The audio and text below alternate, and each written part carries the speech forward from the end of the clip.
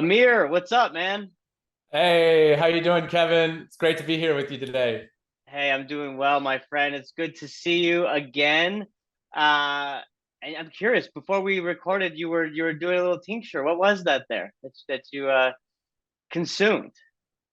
Oh yeah, I actually just took a little bit of the 5,000 milligrams Spekr CBD drops that is part of my company Spekr, and I'm the founder and CEO and formulation scientist of Spekr. So this is my highest dose product, and for heavy hitters who use cannabinoids, something like 150 milligrams per dose is something that a lot of people need as far as dosing, but many CBD companies don't really dose that high. So there is an entire level of higher dosing within CBD that I don't see enough. And we hear very often, I've tried CBD, it doesn't work for me. And then, you ask them how much they took and they say, 5 milligrams or something, and for me, it takes a few hundred milligrams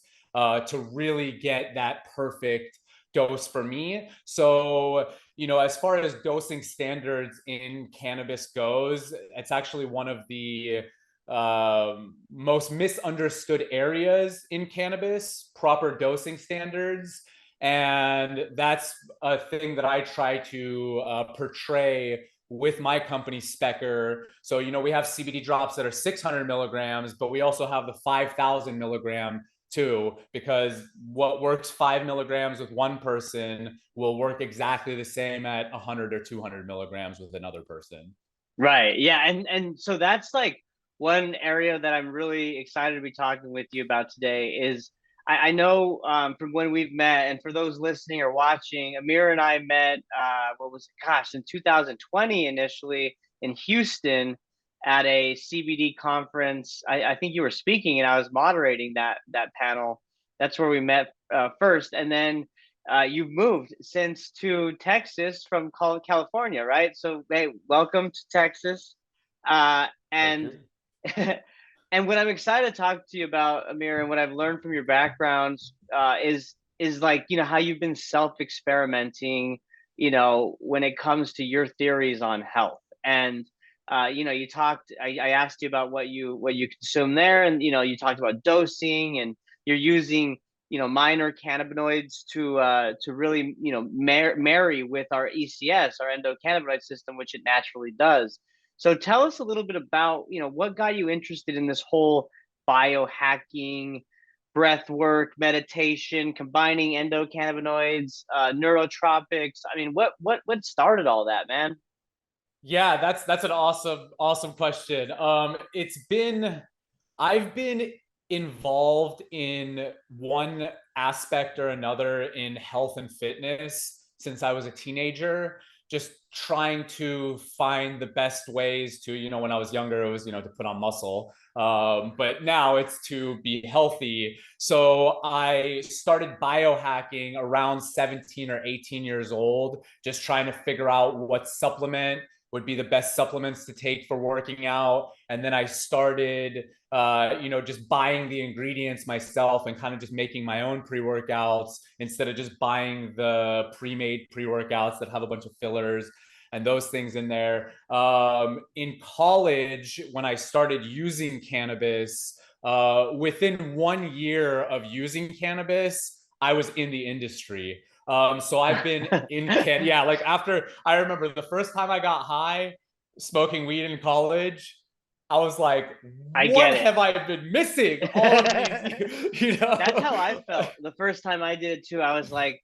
oh, I get it. Because I was so Yeah. much more calm and relaxed, and I was laughing. And I grew up a very male dominated environment, and like wrestling background. So a lot of it was combat all the time since I was 5. So I was always on edge, and I mean, I agree with you. When I first tried it, it was like, relief, you know. It's interesting you say that because I started martial arts when I was 5, And that fight or flight, being stuck in a fight or flight chronic response state is very Yes. common for fighters. So, yeah, to your point, once you get that THC in your system and it starts balancing your endocannabinoid system into that more calming state, as fighters, I mean, you only have to be a fighter. Only fighters understand this, that you are always stuck in that fight or flight state, and it's our duty as fighters to be able to, push our body into that calming state as much as possible so we can achieve homeostasis, which is also what the endocannabinoid system is. It's the master homeostatic regulator of the entire body. So these compounds just work perfectly with our bodies. And fun fact, cannabinoid receptor 1, which is what THC binds to, is the most abundant G coupled protein receptor in the human brain. And we have more cannabinoid neurotransmitters in our brain than all other neurotransmitters put together. So that's dopamine, serotonin, Wow. your opioid system, all of these buzzwords that you hear in other areas of health. The endocannabinoids just far exceed all of those combined.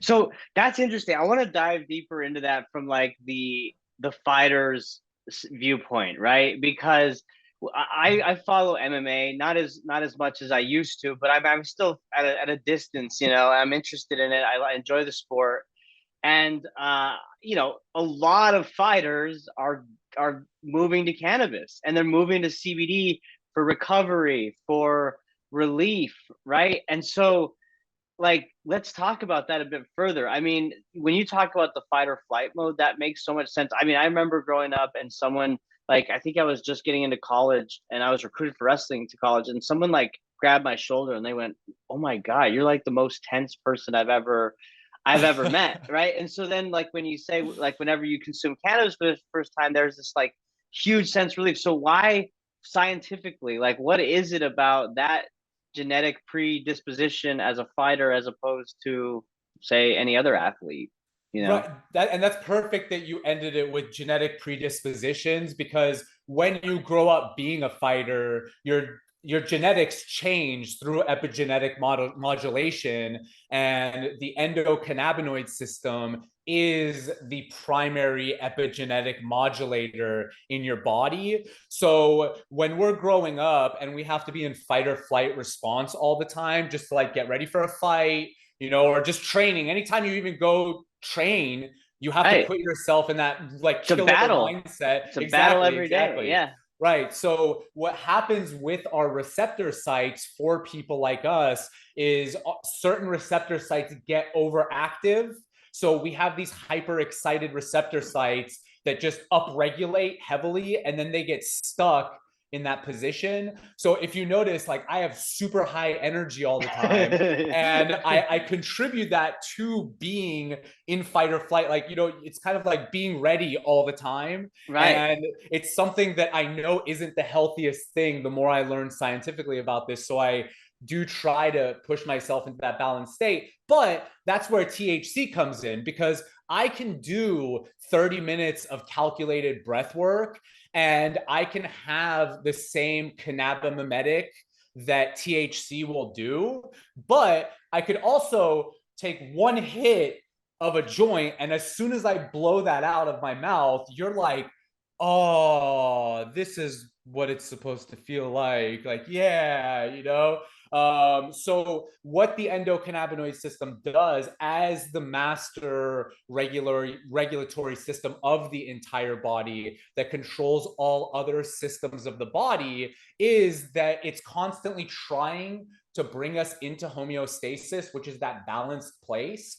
So the beautiful thing about THC and CBD and other phytocannabinoids and synthetic cannabinoids is that they mimic your endocannabinoids. So when you use THC, for example, instead of your endocannabinoid going and binding to the receptor site, THC kind of hijacks your endocannabinoids and it hijacks the transporter. So then your endocannabinoid will be just chilling outside of the receptor site. So it doesn't need to actually do the work in the receptor, and it allows for a compound like THC to do its job on cannabinoid receptor 1. And then when you have the combination, when we talk about something like the entourage effect, where you combine these cannabinoids together, that's where something like CBD comes in. So if we have the receptor site, cannabinoid receptor 1 here, and that's binding as a partial agonist into cannabinoid receptor 1, that partial connection that it has, obviously, as we know with people having things like bad trips,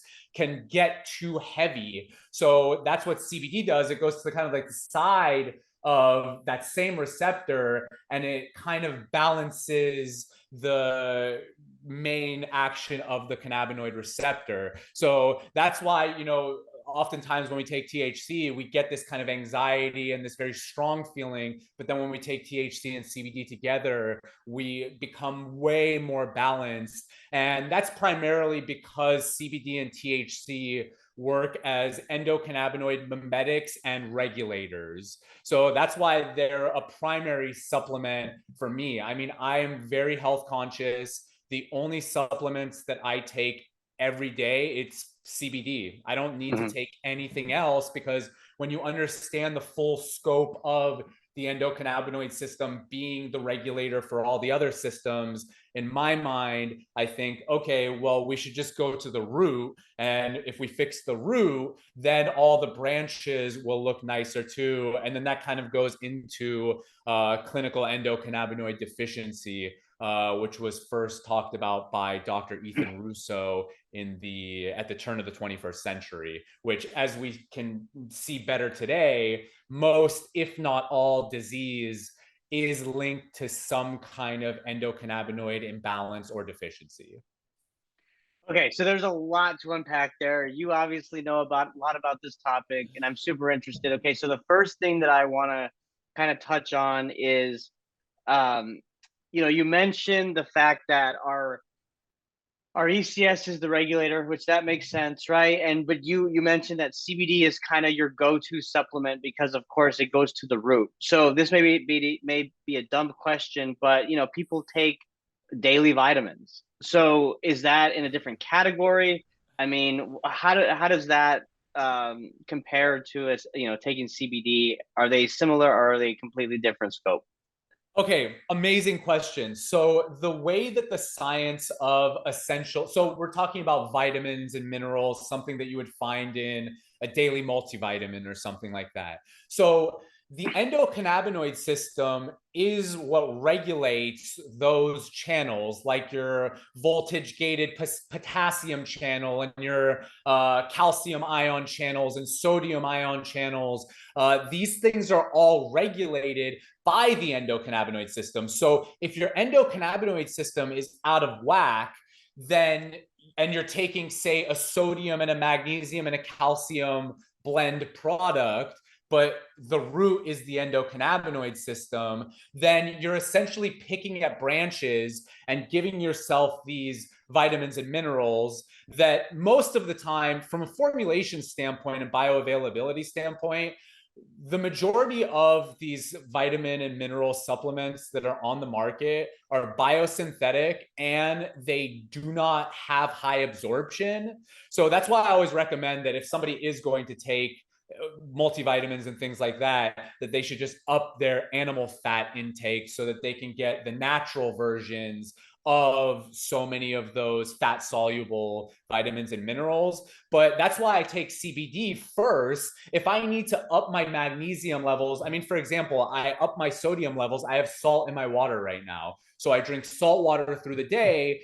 to help with my sodium ion channels. And actually, within the endocannabinoid discovery timeline, I think it's like in 1999 is when the discovery of trip ion channels were discovered in connection to the endocannabinoid system. So not to go too far off a tangent, but to go off the point that you're making, I had to cure myself from a health issue that doctors told me would never be cured. So, what I decided to do was use the endocannabinoid system as the primary target. And what I found was that originally I was going to those essential nutrient channels. I was upping my sodium, I was upping my calcium, I was upping my magnesium and my potassium to try to find if these essential nutrients are out of whack. But what I found, which is what a lot of people find when they're trying to cure themselves from something that doctors say isn't curable, is that when you don't go to the root cause of the problem, then there's not going to be a cure. So when I went to the root cause of the problem and understood sodium and potassium and these different channels through the endocannabinoid system instead of the other way around, then within a few months' time, I was almost fully cured of the health problems that I had. So that's why I always recommend that the endocannabinoid system should be the primary target for both curing disease and optimizing health. I mean, it makes sense. It regulates the whole body, right? So Everything, yeah. yes, and I mean the way you went about it is super. It makes sense, and it's somewhat obvious, but it's not because we're so conditioned to treat instead of go to the root cause and cure, and then look for a cure, right? Which could be a whole separate tinfoil hat discussion that people Yeah. would love to get in on, I'm sure. Um, my other thing I want to unpack with what you said is the cannabinoid deficiency, right? I'm under the impression that there is a global endocannabinoid deficiency happening right now because of the global, the illegality of cannabis in so many countries. Tell us a little more about that. I know that you said that Dr. Ethan Russo, who I think was recently on Joe Rogan's podcast, if anyone wants to listen to that, it's a great episode. But tell us a little bit about endocannabinoid deficiency and what that entails. Right. So, Dr. Ethan Russo first described how the endocannabinoid deficiency is linked to certain diseases that are claimed to not have cures, like treatment resistant diseases, like IBS and migraines. So he kind of started with a few. And what I've discovered through my research is that any imbalance of the endocannabinoid deficiency is most likely the primary root cause of every single health problem. So, what you were saying is we have global disease problem everywhere. Everybody's sick. Everybody's dealing with the same problems. And the thing with the endocannabinoid system is that every single move that we make in our lives, the conversations that we're having, the senses, our smell, our taste, our touch, these are all being regulated by the endocannabinoid system. So when people generally have bad lifestyles, eating a lot of sugar, eating a lot of processed seed oils, not exercising, not having strong spiritual practices, then their endocannabinoid system is just super out of whack. The beautiful thing about something like CBD is that it just works on so many different receptor sites in your body that far exceed the endocannabinoid system. So today, when we describe the endocannabinoid system, it's described more as the greater endocannabinoid system, where we talk about the gut microbiome and the endocannabinoid dome, which is, the whole overarching system that's showing, the endocannabinoid system is not just cannabinoid receptor 1, cannabinoid receptor 2, endocannabinoids, and metabolic enzymes. That's what we've previously thought. But now what we're finding is that olive oil can shift your endocannabinoid system in positive ways. So part of the way that I formulate all of my products that I release with Spekr are, when I'm picking ingredients, the ingredients are going to be ones that help the endocannabinoid system more than they would harm the endocannabinoid system. And of course, as we know, compounds like CBD and THC are the best at doing that, arguably, that are the natural compounds. But like I also said, olive oil and different kinds of animal fats and different proteins and for example, moringa oil and CBD oil create an entourage effect together. And they have research, there's PubMed research on all of these topics. So, if you're watching this and you ever want to go learn if an ingredient helps or doesn't help your endocannabinoid system, you could just go on PubMed and type in, olive oil endocannabinoids, and then find research that shows what it upregulates, what it downregulates. So, that's how I went down the road of curing myself. Was I had to figure out what my problem was first. Then I had to figure out the biomechanisms of the physiology of the problem. And then from there, you just find the studies that say, okay, the endocannabinoid system will do this if you have this compound. And it's pretty crazy too, because the endocannabinoid system was only discovered in 1988, and I was born in 1988. Same. So Yeah, really, we're the hey, same. let's go. Year of the dragon. Let's go. Nice. It's a good year to be born, Absolutely. We but saw it but all. we saw it all. So isn't that crazy? In our lifetimes, we have the research to where before me and you were born, they had no idea how compounds like THC and CBD worked on the human body. So that's the cool thing about how the endocannabinoid system was discovered and why it was called the endocannabinoid system and not something else, because it was found in the opposite way through THC and CBD and other phytocannabinoids. And they found CB1 because they were like, okay, well, how does THC work in the body? And then they found that CB1 was being activated. So that's when scientists first figured out, like, oh my God, there's a system in the human body that actually directly works with these compounds. Insane, right? And I mean, it makes you think, like, 100 years of prohibition, outside of everything that you just explained from a medicinal, biological perspective. I mean, the material goods, the endless use of the plant with hemp. I mean, it makes you scratch your head and go, oh, okay, maybe I understand why this plant has been restricted and not so readily available, and at least make you, question and be curious. But the genie's out of the bottle at this point, and people are starting to wake up.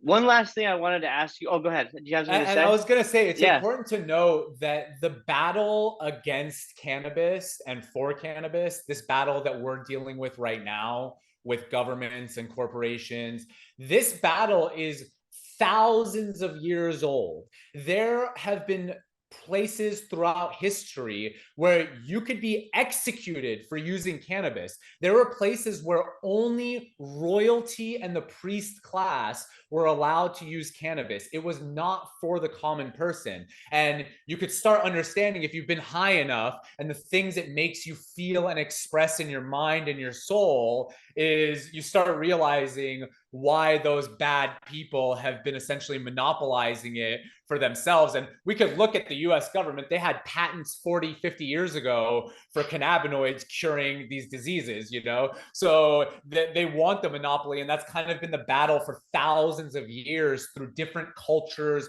around the world as well. Is one side wants cannabis to be for everybody, and then the other side wants cannabis to only be for a small group of people. And even with the regulations that we see in many places across the world today with cannabis, they're clear monopolization bills. So that's kind of the battle that we're still continuing today, which is we want cannabis to be accessible for every single human on the planet. Right. I mean, that's definitely your and I's position, and I know a lot of others. And I'm so glad that you provided that extra context. I did not realize that aspect of history. That, you know, I knew that royalty used cannabis for medicine. I mean, the queens and whatnot for, um, you know, for different feminine reasons. But my point is I didn't understand that royalty kind of kept it to themselves and it wasn't readily available at that time. And it does make sense. Your point about the patent is totally true. And I always drop this guy's name because he's got an incredible story. His name's Cody Guy. He's one of the longest living brain cancer survivors at a UT Southwestern, I believe, is the school out in Texas. Don't quote me on that. But anyway, he mentioned that, you know, the patent as well, but he found the most information about the efficacy in cannabis and its use to treat cancer and on the website cancer.gov.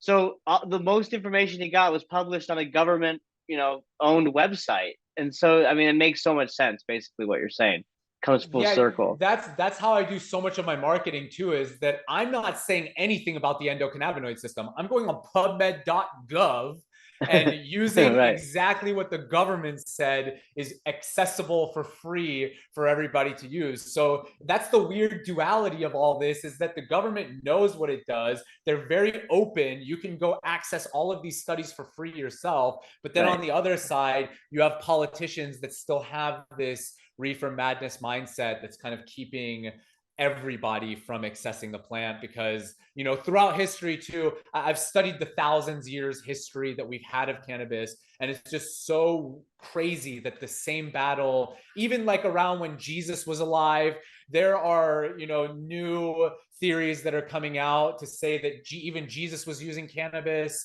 and helping curing people using cannabis. So this battle has been going on for so long, and it's so interesting to me that this plant is so powerful that the other powers that be that want to control things, they've, in our recent history right now, mushrooms are becoming decriminalized way faster than cannabis. And I I find know. that kind of interesting, but I've used psilocybin and I've used THC, and I could confidently say that THC is way more intense when you get really, when you're going on a real THC trip with like an edible or something, than psilocybin. So, you know, Really? for me at least, yeah. I mean, you ever taken like 1,000 milligrams of THC before and like No, really, I've been too scared. yeah. No, no, no. I honestly haven't, dude. No, I've never wanted to get to that point. I've I, definitely taken like a high dose psilocybin, and that was a ride for sure. But I'm too scared with the edibles. I think the most I've done is probably like 100 milligrams in one sitting. That's probably it. dude, do 1,000, Do you really hallucinate and stuff? Like when dude. I took the 100 milligrams, I noticed this, and tell me why this is, Amir. I'm super curious. Like, and other people have echoed this in other podcasts. When I've taken too much edibles, sometimes when I close my eyes is when I have the most visuals, and they're not the best visuals, man. They're like it was kind of like fucked up shit. I don't know what it was, and I've heard others talk about this, and I was like, I've had that experience too. Like, have you ever experienced that? Where you and what is 1,000 Okay, milligrams so like? you see, that's why I say it's so much more intense than psilocybin when you actually do comparisons on like a full THC trip. To me, is where you're having visuals, you're here in this matrix, but you're kind of not. It's like mushrooms, like when you're tripping on psilocybin or DMT or something like that, you know, you feel like you're not here but you are here, but you're there at the same time. um, Right. that darkness that you're talking about is why I believe that THC is so powerful and so necessary for people to use at these higher, scarier doses. Because to your point, it's scary as shit, man. Like, I have taken so much psilocybin, and there's not one point where it's gone as like roller coastery, like freaky. But from a positive standpoint of that, I believe that having bad trips and scary trips are a good thing that help your soul evolve. So I think that the beautiful thing I about agree. taking those higher I doses is agree. like, Yeah. yeah, like you see like that darkness, it's kind of like a mirror for all the things that you kind of push into the back of your subconscious.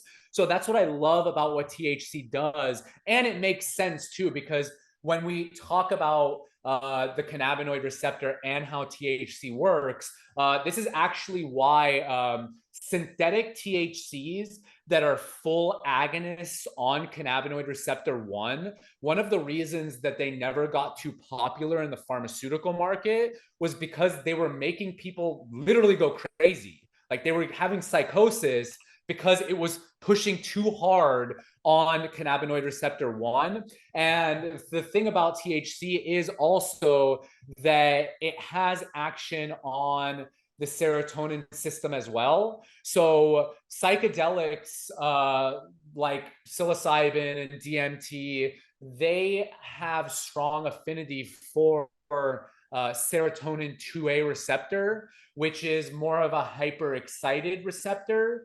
Right. And that's why when you know take like psychedelics, sometimes they're MDMA, just, or even yeah.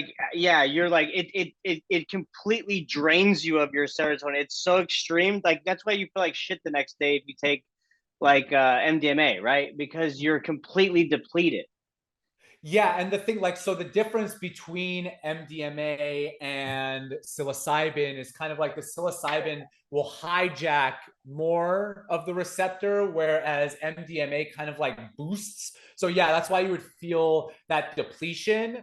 And the thing about when you have that THC in there doing those actions on those psychedelic receptors, also, we have a DMT neurotransmitter system that was just discovered a few years ago. Right. So THC could very well have strong affinity somewhere in the DMT neurotransmitter system as well. But yeah, I noticed like really strong visuals, really scary, dark thoughts when I'm tripping really hard on THC. But like I said, I think that that's super beneficial from a therapeutic standpoint because when I wake up the next morning, I have some really important things to think about. Just like any psychedelic experience you have, it's just since THC acts differently on your body in that psychedelic sense, it's very different than when you do psilocybin and DMT and these other psychedelics. And fun fact, all psychedelic experiences are mediated and regulated by the endocannabinoid system as well. Interesting. I did not know that. Well, again, it's the ultimate regulator. So I guess, of course, that would make sense. Um, it's fascinating stuff, man. I mean, I definitely need to try a high dose sitting of a THC edible. Maybe I could try a Spekr product, and let the audience know kind of what what the experience was. But it's crazy. I had one guy on, Jason Vygotsky. I actually went to college with him, and he has like one of the craziest, scariest edible story. He was on a plane and he didn't realize that he took like 500 or 700 milligrams or something. This is his first time taking an edible. He was with a friend, and they both took them. And you know, long story short, he left the plane. The guy, his buddy, was already passed out before flight, and his buddy touches down in their destination area, and he wakes up and he's like, "Where's Jason?" And he didn't even know that he had run off the plane because it was so intense.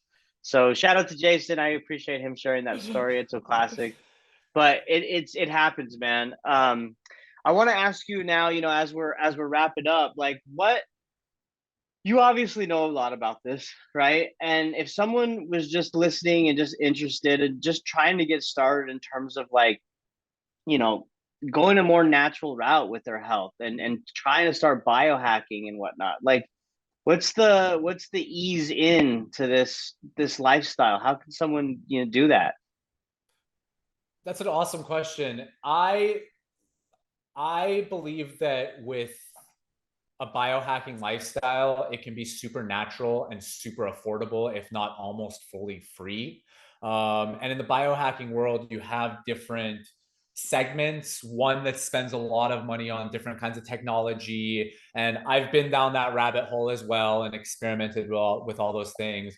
But then you have the other side that is what I do a lot these days. We have free and easy lifestyle practices that you can learn on YouTube, learn all over the internet for free. So if I can give advice on how to start, the main thing to start in a health journey is using a compound like CBD, because what CBD does is it helps you feel the goodness of what you should feel. So, if you're in a lot of pain or if you're super depressed, you don't really have too much reference for what pain relief or anxiety relief really means.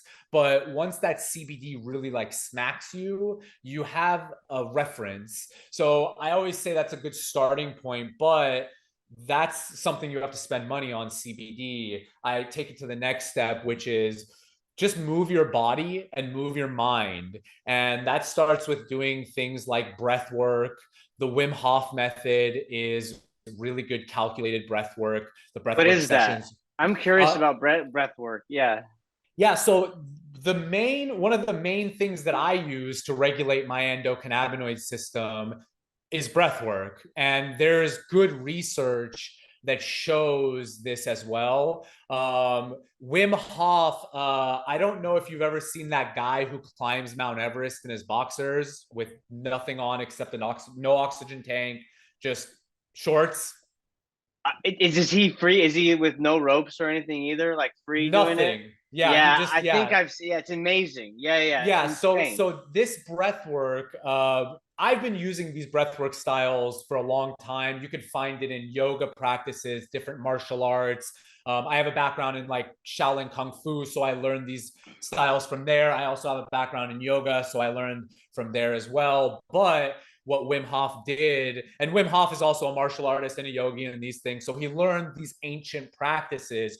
But what made Wim Hof different is he went to the scientists and said, I'm coming to your labs, tie me up, do the studies, whatever you want, and I'm going to show you that this breath work is the key to curing disease within a few hours, if not even faster. So part of the study that they did with Wim Hof is they injected him with a toxin, and then they did a double-blind study afterwards to show it's not just Wim Hof. Wim Hof can teach this breath work within 1 day's practice, and then those people can go do it themselves. So they injected him with a toxin, and then he used breath work to just remove it and not get sick from it. And the actions that are happening there are being mediated again through your endocannabinoid system. But the cool thing about that study and the studies that he's done is that they talk about the endocannabinoid system. So when we're exercising, and you've heard of the runner's high,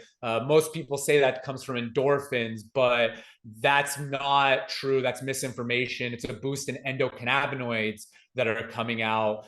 So if you ever hear that the runner's high is endorphins, it's not. New research is showing that your opioid system has no functions for that runner's high. So the breath work And that and just to pause you there, I'm glad you brought the runner's high up because it goes back to your point earlier about like the CB1 receptor, which is located in the brain, how like that produces more endocannabinoids than any other receptor, opioids. I mean, every other opioid or receptor that you mentioned, right? So that would explain when you're running. I mean, that's really what's being amped up, I guess, right? Yes, and the specific endocannabinoids that have been studied the most are anandamide and 2-AG. And anandamide has most affinity to CB1, and 2-AG has more affinity to CB2. And anandamide is known as the bliss molecule or nature's antidepressant. And 2-AG can also be seen as that as well because it has those actions. So yeah, that's what it's doing. So when you exercise, I mean, for anybody who's watching, if they've ever exercised when they've used THC or CBD before the exercise or during the exercise, they'll find that that runner's high gets boosted even more because your endocannabinoids now have something to work with more. But as it shows, is that all you need to do is to have a good workout or go on a run for your endocannabinoid system to, or your classical endocannabinoid system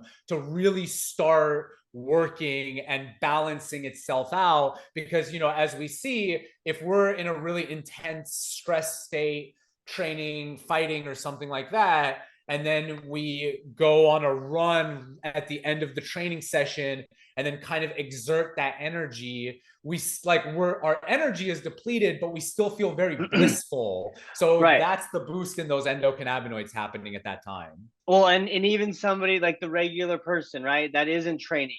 If you had a stressful day, or if you're just not feeling so hot, go for a run, go for a walk, right? Because you're immediately going to feel better during, like, at your peak, when you're starting to feel that sweat and feel those endocannabinoids kind of hit, but also like after, right? Because to your point, there's that bliss, there's that sense, well, not only the sense of accomplishment, but actually that physical feeling of like just calm and like nothing. I've always said to like my closest friends and family, like when I work out, like have a good workout, and then if I sit, because I what my routine is, I'll work out, lift or run, whatever day it is, and then I sit in the sauna for like 20 minutes and then steam room for 10. So 30 minutes of like heat therapy, right? And when I get out, Amir, like, and if I, even if I don't smoke, but if I just get out and I smoke, especially, I am in the most zen state. Like someone could cut me off and flip me off on the road, and I'm just like, cool, man, like whatever, you know what I mean? Like it just doesn't matter because I'm so at peace. It's such a great feeling. I'm sure you feel the same when you work out, right? I mean, that's what you live for. Yeah, and you know, you brought up something really important, which is what happens from a hot therapy. So, heat shock proteins, when you sit in a sauna, when you do hot workouts, that's what is being boosted. So, I do hot therapy and cold I therapy. need to get the So, cold therapy in there. I haven't tried that yet. Yeah. yeah, because you get like now you're getting these different kinds of really healthy proteins that are shocking from both sides. And the thing about these heat shock and cold shock proteins is there's no way to really get them to come out unless you're in extreme cold Right. or extreme hot. I And figured actually, that. Yeah. and fun fact, a heat shock protein is chaperone, like one type of heat shock protein I know is a chaperone for like cannabinoid receptor mediated signaling. So when those heat shock proteins are releasing, it's helping with your endocannabinoid system and those specific cannabinoid receptors. So yeah, man, I would highly recommend, you know, doing cold showers, ice baths, things like that. You can even do, you know, ice bath and then, you know, for 10 minutes, and then you go into the sauna for 20 minutes, and then doing that, now you have your cold shock proteins released and then your heat shock proteins as well. And, you know, for guys like us, we're both born in 1988, so we're getting closer to 40 years old. We're thinking more about our longevity now, Right. and the heat shock and cold shock proteins are very powerful markers for longevity and keeping us healthy as we age. That's great to know, man. Yeah. I've always been curious. I've been saving videos on Instagram that I come across with like the cold baths, and there's like different setups and tubs you can buy and whatnot. And so I'm in the market. I'm looking for it. That's gonna be the next move. You've talked me into it. Do you take cold showers at all? Well, I do that. I do that after the sauna. So I'm so like my internal core temperature is so hot that I need to cool down, especially when I leave the gym. It's hot outside in Texas. So I do my best, but it's not cold enough. I need an ice. I need an ice bath. It does, it doesn't get that cold. It gets as cold as it can.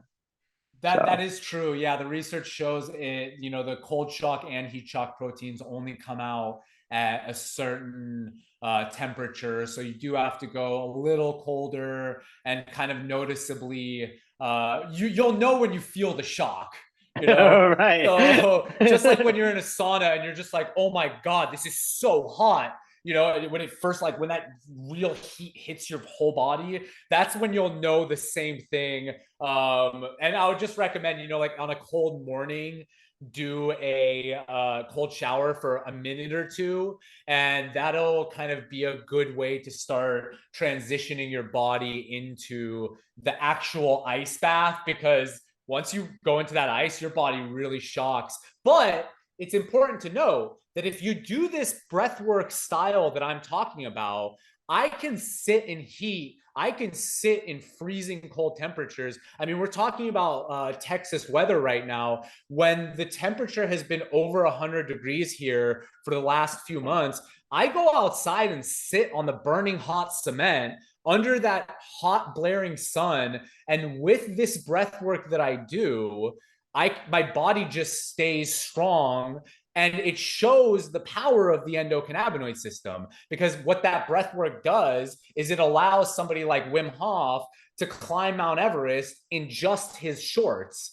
No oxygen, no jacket, It's crazy. nothing. So that's what happens when we find true balance in our body. So that's why I stress the importance of using cannabinoids, but moving to that next free, natural, and the most efficient way that you can do it, it's breath work. And I make the mention that it has to be calculated breath work, because you'll say breath work to a lot of people and they'll be like, oh yeah, I meditate. Oh yeah, I do breathing. No. It's calculated hyperventilation breath at a certain cadence and a certain breath hold. And that is what will achieve, being able to do superhuman feats, like being able to sit in ice, being able to sit on the burning hot cement, being able to. Wim Hof ran a marathon in the desert with no water. You know, so this guy has really showed people like me what's possible with just our breath.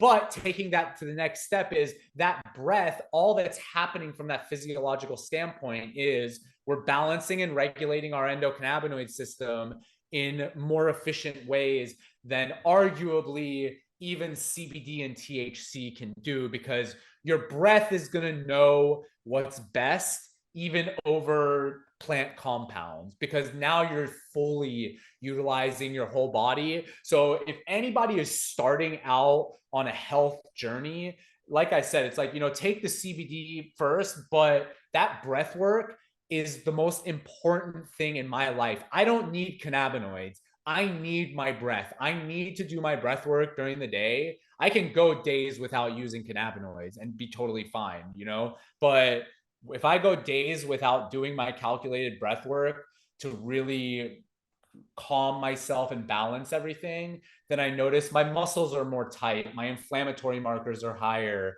my stress levels are higher. So, like I said earlier, my thought process is always that we are equipped, we have God-given powers that we were all born with, and all of these powers are just hiding deep within us, waiting for us to put in the work to express these powers that are hidden within us, that we're born into this physical reality that we are in right now. Beautifully said, Amir. I mean, I'm not even gonna say anymore. That's a perfect way to end this amazing, very, very insightful conversation today, man. I truly appreciate all your education and knowledge and expertise that you shared today. I know that I learned a lot, and I can guarantee you that the people listening or watching learned a lot as well, man. Let's definitely do this again as things mature and the industry evolves. And you're in Texas now, so we got to get together. Are you in Dallas or where are you based? Yeah, I'm in the metro. Yeah. Okay, do you play golf?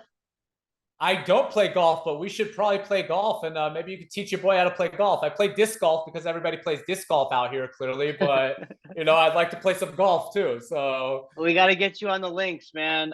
We got a hemp Texas hemp slash cannabis group that normally goes out and plays, so we'll get you added in the circulation. hey, let's go. And Kevin, I gotta say, great job on this podcast that you're doing. Cannabinoid Connect is awesome. You have so many different episodes that are just packed with good information. So if you're watching this episode, I would highly recommend you go and watch as many of the other episodes of Cannabinoid Connect as you can, because Kevin, you're doing an awesome job with this. I don't say that lightly. So keep up the awesome work, and thank you so much for having me on today. Oh man, that means the world to me. I appreciate you saying that. It's all good, man. We're all growing and learning together, so that's what it's all about. Again, really appreciate your time. Let's do it again. We'll get you on the golf circuit, and everybody out there listening and watching, thank you so much. We'll be back again for another one soon. Bye. Thanks. Peace out.